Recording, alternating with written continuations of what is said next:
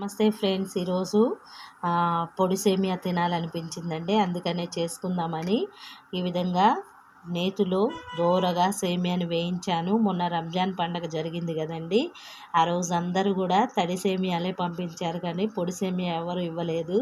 నాకెందుకో పొడి సేమియా అంటే చాలా ఇష్టం అండి, తడి సేమియా కన్నా కూడా.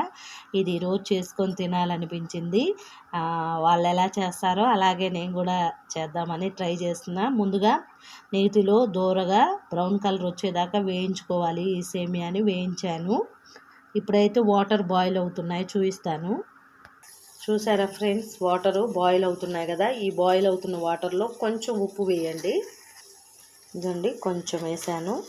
తర్వాత మనము చక్కగా వేయించుకున్నాం కదా నేతిలో, వాటిని వేసి ఒక 2-3 మినిట్స్ అలాగ ఉడకనిచ్చి తర్వాత వాటర్ను వంపేసుకోవాలి. చూసారా, చక్కగా బాయిల్ అయిపోయింది. ఇప్పుడు స్టవ్ను ఆపేసి మనము వీటిని వడకట్టుకోవాలి.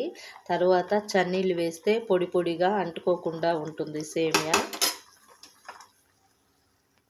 ఇక్కడ ఆయిల్ కానీ లేకపోతే నెయ్యి కానీ వేసి హీట్ చేసుకోవాలి. పొడిగా చక్కగా తయారైంది ఈ పొడి సేమియా. ఈ విధంగా ఆరబెట్టుకున్న తర్వాత మనము ఇందులోకి కొబ్బరి తురుము వేసుకోవాలి. ఇలాగా కొబ్బరి తురుము వేసుకున్న తర్వాత దీనిపైన మనము పంచదార పొడి ఉంటుంది కదా, అది వేసుకోవాలి. వాళ్ళు చక్కగా చేస్తారు, చాలా బాగా చేస్తారు పొడి సేమియా అనేది. తర్వాత వచ్చేసి డ్రై ఫ్రూట్స్ అండి, మనకి ఇష్టం వచ్చినని డ్రై ఫ్రూట్స్ మీ దగ్గర ఏముంటే అవి వేసుకోండి. నా దగ్గర అయితే జీడిపప్పులు ఉన్నాయండి, అవి వేస్తున్నాను. ఇంకా మనం కిస్మిస్లు, ఇందులోకి బాదం, పిస్తా ఇలాంటి ఏవైనా వేసుకోవచ్చు. మనకున్న దానిలోనే మనం వేసుకుంటున్నాము. ఇంకా నేను ఇంతేనండి వేసాను.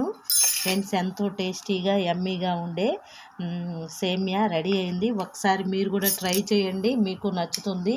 నచ్చితే మాత్రం ట్రై చేసి ఎలా వచ్చిందో చెప్పండి. ఇలాగ పొడి పొడిగా ఉంటుంది, చాలా చాలా బాగుంటుంది ఫ్రెండ్స్. తయారు చేసుకొని తినండి. Thank you for watching.